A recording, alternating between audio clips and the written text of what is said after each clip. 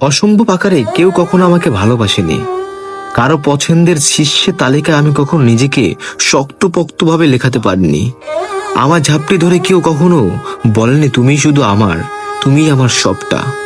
আমাকে নিজের করে পাওয়ার জন্য কেউ কখনো ভীষণ মরিয়া হয়ে ওঠেনি। এত এত মানুষের ভিড়ে কারো চোখেই আমি তার পরম আদরের প্রিয় মানুষ হয়ে উঠতে পারিনি।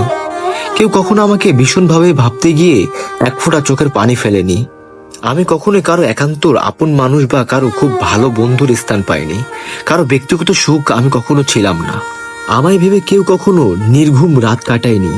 কেউ কখনো আমার জন্য অধীর আগ্রহে প্রহর গুনতে যায়নি। আমায় হারিয়ে ফেলার ভয়ে কাউকে কখনো কুঁকড়ে থাকতে দেখেনি। কারো কখনো মনে হয়নি যে আমি না থাকলে তাদের চলবে না। কেউ কখনো আমাকে রাখতে তার জীবনে ব্যস্ত হয়ে যায়নি।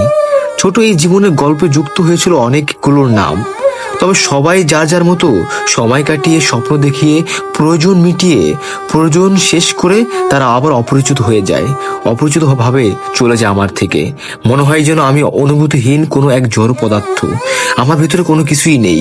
এমন ভাবে আমাকে ছেড়ে যায় যে আমি কোনো একটা জড় পদার্থ, যার কোনো হৃদয় নেই, যার কোনো হৃৎপিণ্ড নেই, যার কোনো জীবন নেই। এমনকি শেষবারের মতো ফিরেও আমাকে কেউ দেখেনি। সত্যি বলতে আমি যতখানি একা, এর চেয়ে বেশি একা থাকতে চাই।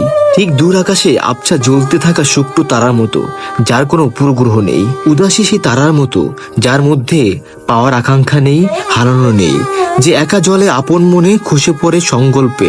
তো ভালো থাকবেন সবাই, সুস্থ থাকবেন। আল্লাহ হাফেজ। আমি মাহাদ হাসান সুজন। আমার পেজটা সবাই ফলো করবেন। ধন্যবাদ সবাইকে।